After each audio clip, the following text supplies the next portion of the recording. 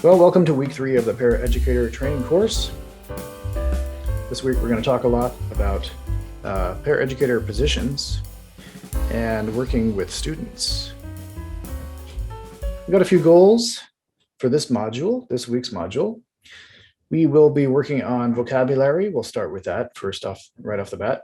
We'll talk a little bit about resume writing. First, we'll discuss deciphering a job announcement, making these job ads make a little more sense to us. Talk some about developmental levels. We will not be playing the Wheel of Fortune game, as I have retired that feature of this course, but we will talk about working with individuals. Okay, so these are the vocabulary terms we're going to be looking at this week. This is the list of all of them. Let's get into the individual terms right about now. Okay, the first word is a word that we never define because the word itself is definition. What's a definition of definition? A statement of the meaning of a word or word group or a sign or a symbol. Okay, a statement of the meaning of something is its definition. Okay, next one, distinguishing characteristics. We talk a lot about the distinguishing characteristics of a paraeducator. What are these? They are a person's prominent attributes or aspects of something or someone. Distinguishing characteristics. So sometimes a job ad or job posting can go as far as to say, we prefer these characteristics in a person, whether it's punctuality or being detail-oriented, whatever it might be. Employers may ask for certain distinguishing characteristics. Okay, next one, essential functions. If we look just at the word essential, this is a word I like a lot. It means, in essence or basic. The word basic and basically get used a little bit too much in English, in my opinion. So using essential and essentially makes your language sound much cooler. Essential functions. Yes, I'm a language nerd. I think words are cool. The basic job duties that an employee must be able to perform with or without reasonable accommodation. You should carefully examine each job to determine which functions or tasks are essential to performance. Okay, so many job listings will say straight out that you need to be able to lift and move 50 pounds to do this job. Others will not say that.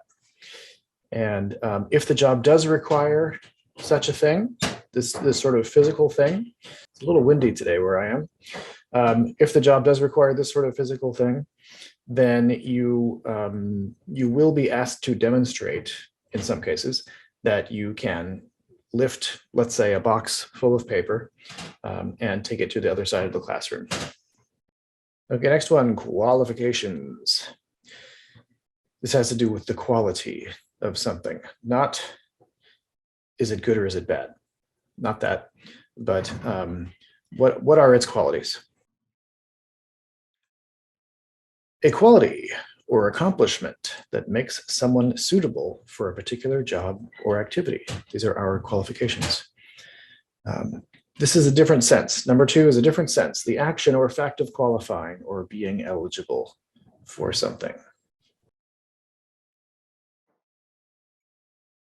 Okay, so some job ads will talk about qualifications. You must have this, you must have this. If you want to be a certificated employee, for instance, if you want to become a teacher, then the qualifications are different from those that are required if you want to become a paraeducator, which is a classified position. Okay, next one, tact. Tact. We have said before that we may be approached by parents or other stakeholders from the community asking for information about students. It's in these situations when we need to practice tact, right? In terms of being very subtle, being very tacit, when asked to provide things that we are not able to provide. We want to protect everyone's privacy. Tact is a keen sense of what to do or say in order to maintain good relations with others or avoid offense. Okay, judgment. Sometimes you see this spelled with an E, sometimes you don't. Judgment. I judge this wind to be strong. The process of forming an opinion or evaluation by discerning and comparing. Yes, evaluation is a good synonym for judgment. Okay, next one, stability. Stability. If something is stable, then it can't be knocked over very easily. Stability is the quality, state, or degree of being stable. We're defining a word with the same word, such as the strength to stand or endure. You could say firmness. Or definition 2, the property of a body that causes it when disturbed from a condition of equilibrium or steady motion to develop forces or movements that restore the original condition. Okay, definition number 2, we could say is another way of just saying resilience. Okay, are you a resilient person? When you go into that job and you face challenges, are you going to run away screaming? Some people would say they couldn't blame you for doing that. Or are you going to stay stable and adapt to what's happening around you? Okay, poise. Poise more or less goes hand in hand with tact. It's the same type of social behavior. Poise is the graceful and elegant bearing in a person. Okay. When we go to that job interview, we might want to practice our poise.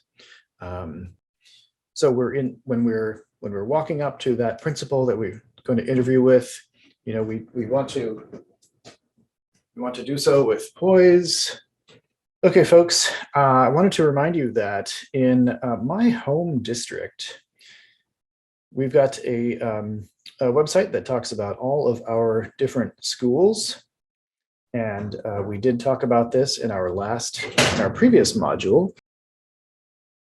We don't necessarily need to spend a lot of time reviewing this. I just want to remind you that it's there, and you can inspect the different types of schools that are in this particular district. All right, so in this module, we want to pursue these objectives. We want to learn how to prepare effectively for a tutoring session, as our pretest kind of primed us for. We want to be able to present directions and information effectively during instruction. We want to be able to describe methods for managing individual and small group instruction. Actually, I'll be describing this for you.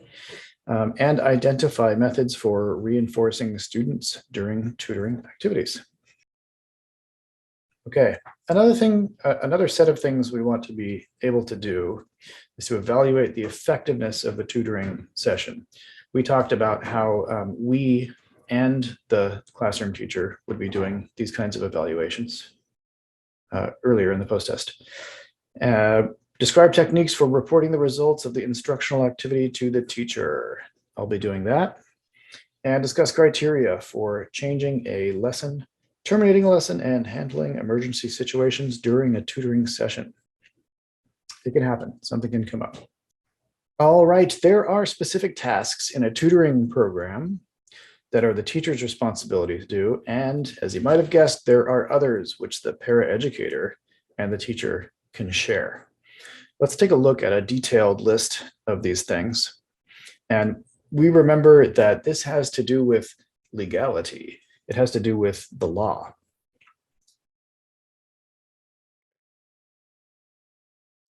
So I know this might be a little bit hard to read here, but if we look at all of these verbs in gerund form here, ing, we can see that only a few of these things apply to us, such as gathering instructional materials, Giving tests, informal tests, and checking progress. Recording student performance during tutoring, that's us. Reinforcing student independence, that's us. Charting students' behavior, okay, etc. When we look at what the teacher does that we do not do,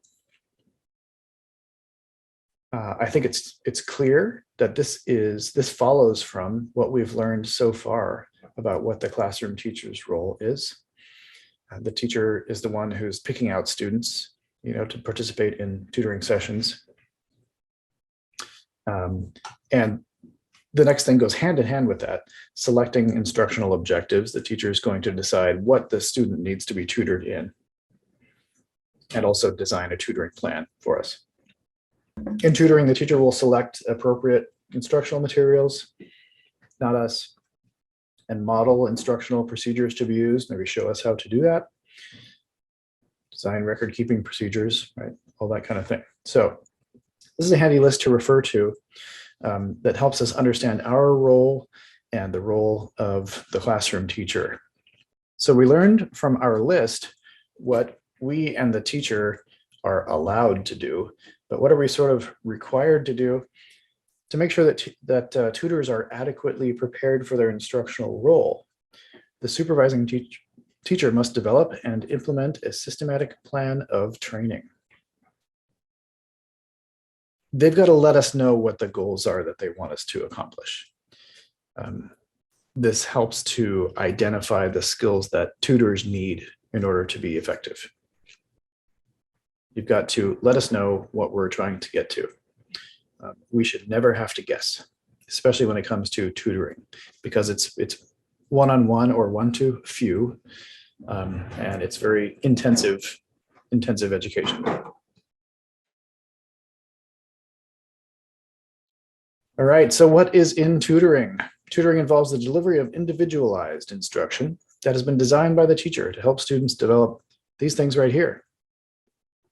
Academic and non-academic skills, like classroom socialization. Improved self-confidence, when you get over a hill and you're able to do a new skill in class, that can really improve your confidence. Positive attitudes towards learning are something we definitely want to develop. And if the students have a good experience with their tutor, that can go a long way towards that. Also, effective communication skills are something we want to build. All right, how are we going to get to these goals? The teacher is going to tell us how, but these are the general broad brushstrokes. To achieve these goals, the tutor can conduct a wide variety of activities. These are some of the appropriate tasks. Reading materials to students, supervising the practice of newly acquired skills, and reviewing lessons and giving informal tests. So what would an informal test look like? That would be where we are checking for comprehension as we go along through the test. Through the process, the tutoring process. If it's a math lesson, for instance, we might be checking in on multiplication tables. So, if we're working on a lesson that involves a lot of multiplication, maybe division as well, we may be, and the learning of multiplication sets or tables has happened recently with this class, we might be checking in, every now and then, and making sure the student knows what's 12 times 12, what's 3 times 3, right? These kinds of things. You can do it in a way that doesn't put the student on the spot, right? So instead of the way that I just said it, what's 3 times 3, we can say something like, and 3 times 3 is. You'll find your ways to frame these in positive, motivational ways. Okay, we can help with practicing self-help skills. We can assist with augmentative communications. And here's a big important one for us: observing, recording, and charting student behavior. The teacher is depending on us to do that. We're responsible for directing lessons through questions and for providing feedback and reinforcement, as well as preparing materials for tutoring. Okay, the teacher's got to prepare a lesson plan for us. This helps to make sure that the tutor and the teacher have the same reason for the tutoring session. An effective written lesson plan includes these things: a statement of the objective, yes, an outline of activities, and a description of specific instructional procedures to be used. We've also got to have a list of needed materials so we know what to gather before we begin. Also a plan for reinforcement. How are we going to give praise? How are we going to give reinforcement? And the teacher needs to specify procedures for record keeping. Okay, I want to show you guys a sample instructional planning form. Here we go. So your teacher might print out a whole bunch of these at the beginning of the year. You might have a stack of them that you can just draw upon whenever you need to. Or this might be set up as a fillable PDF. If your school is lucky enough to be able to give the paraeducators iPads or Chromebooks or something like that, you might be filling this out in a PDF or in a Google document or something like that. But most often what we see is printed out pieces of paper like this. Okay, so these are the broad categories here, right? We're talking about what the activity is. Reinforcement procedures, right? This should be filled out so that we know what the procedures are, right? We need to know what the materials that are required are, so we know what to gather, as I said a moment ago. We need to know what our method of recording and evaluation is. This is almost always going to be writing it down, either manually or digitally, and what the goal is. We need to know all of these things in order for the plan to be successful. How about when we're recording student performance, another big part of our job? So here's an example chart where you may be writing down the things that the student is doing in terms of correct, incorrect. This would work very well for a math lesson or history lesson. In our example, we're talking about math.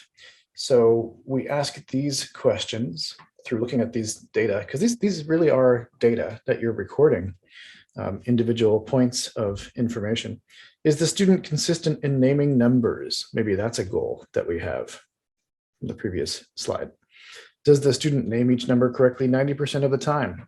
That could be the goal. Okay. So, younger students are learning the names of numbers. This may be something that is deployed in a kindergarten, first grade, second grade classroom.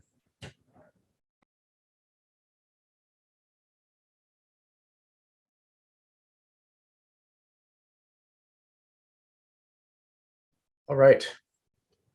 Something that we get to do that classroom teachers don't get to do as much as us is having the chance to work with lots and lots of students throughout the school day on an individual basis, talking about a tutoring situation or a small group situation,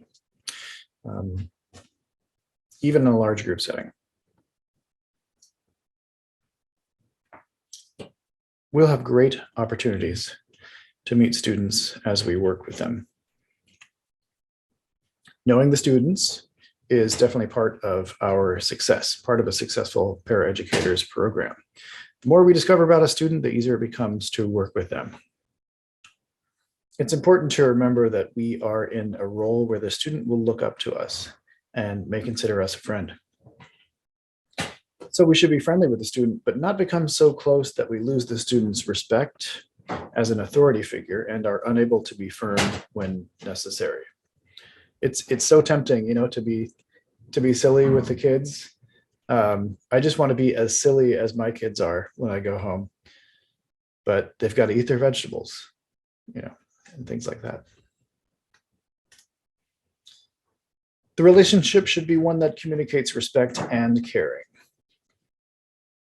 Okay, in the next couple of slides, we'll talk about specific techniques that encourage positive interaction.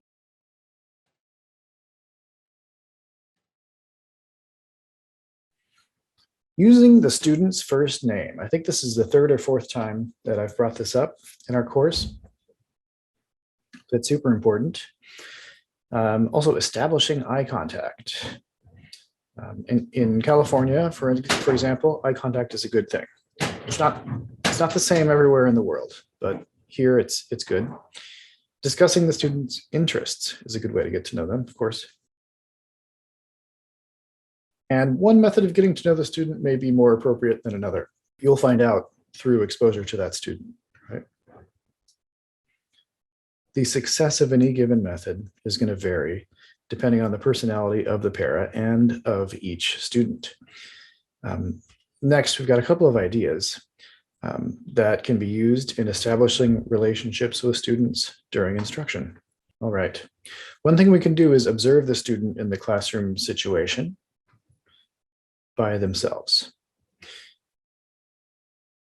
We can ask ourselves, what types of activities seem to motivate the student?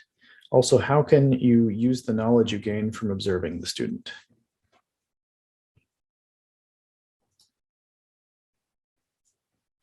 When we open a conversation with a student, we can ask things such as these. We can ask about their day, ask about their family, can ask them what they enjoy doing during their free time.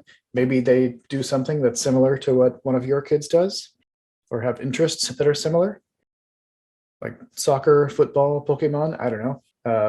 We can discover their interests and activities and also tell them about ourselves. I see you're interested in soccer. My daughter is also interested in soccer, something like that. We need to be approachable as well. It's true, we need to maintain firmness and authority, but we also need to be kind and welcoming. We need to give students our undivided attention. I talked about teacher eye last time. I talked about doing this while I'm making sure the building is not on fire over here. I'm listening to the student who's talking to me. This is different. When we're getting to know the students, we need to do, maybe it's called family eye, right? We're paying complete attention to the person and listening to what they're saying. We want to be able to listen carefully to questions and concerns that the students have, and also to understand the student's world and relate to events of interest to the student. All right, so in getting to know the student, we want to note student strengths as well as the areas where they need more work. Okay, so in my case, when I was 6, 7, 8 years old, something like that, someone observing me would have noted that I really liked reading and I really liked writing, but my handwriting had major challenges. Yeah, my handwriting still has major challenges. If I focus and concentrate, I can write very nice letters. But if I don't focus and concentrate, you're not going to be able to read it. Okay, so that would be something that someone would notice. And we didn't have tutoring of that kind in my school. So what they did for me was to send me back into a different grade just for the writing instruction. That's something that we would tend to avoid these days. My school had no paraeducators. If we had had them, then I would have been able to get individualized attention and not had to go back to second grade from third grade for an hour a day to learn writing. We also want to build on student successes and report any frustrations of the child to the teacher, right? Positivity all the way through. Right? Areas where we need more work are just opportunities to grow. Student successes are also opportunities to grow. Great, you did great here. Imagine what you can do with this next week. All right, we also want to talk with the classroom teacher about which instructional strategies they have found to work well with the students. Probably the teacher is going to offer this to you. They will probably say, this has worked, this has worked, this has worked. But when you find yourself challenged, go straight to them and say, hey, what works for you? For example, the student might read best orally, out loud when alternating pages that are read with another student. So maybe they like to do page on, page off, page on, page off. This is an important element in determining the success of a tutoring session. The interaction between the student and the tutor is important because of the amount of time the tutor spends with the individual student.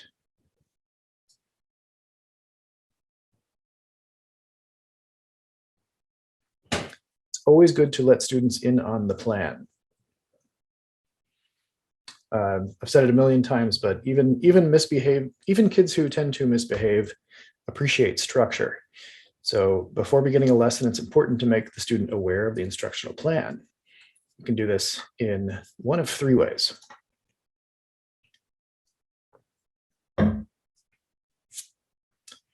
We could differentiate lesson objectives to the student, make them more specific for that person. We can outline the lesson, say, hey, today we're going to do this, then we're going to do this, then we're going to do this. And we can ask the student if they have any questions before we begin. The more trust the student has in the tutor, the easier it is to encourage the student to master learning in areas they might be reluctant to try. If they trust you, you have established trust, then they're more likely to take learning risks, take educational risks. Everything in learning is a risk. We have to have the courage to be able to take that risk. There's a chance of failure, right?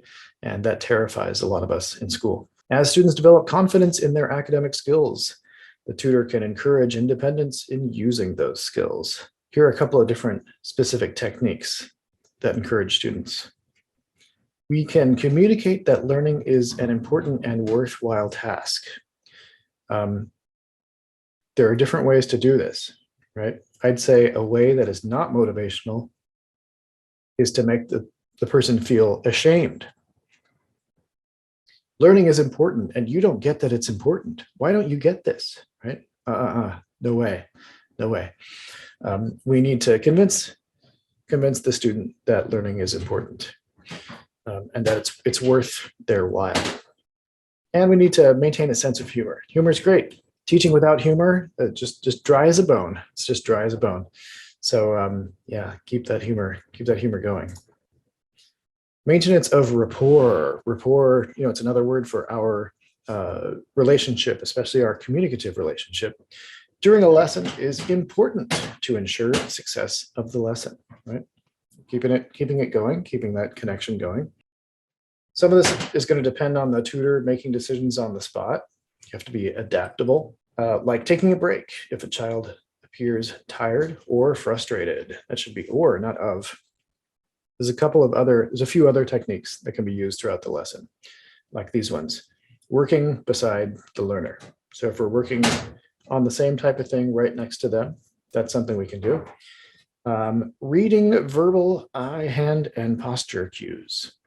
Right, we have to interpret those extra linguistic signals that the learners are sending us. That's a lot easier in person than it is on Zoom, let me tell you. And providing encouragement and praise throughout the lesson. As I said earlier, we want to go into the lesson praising and come out of the lesson praising. As students develop confidence in their academic skills, the tutor can encourage independence in using those skills. And that's where we're trying to get with everyone. Okay, on Canvas, we've got week 3 DLC 2, maintaining learner involvement. It's not an assignment. You don't have to turn anything in, but it's a useful reference if you would like to use it. All right, we have come to the end of day 1 of week 3. Thanks for being here with me.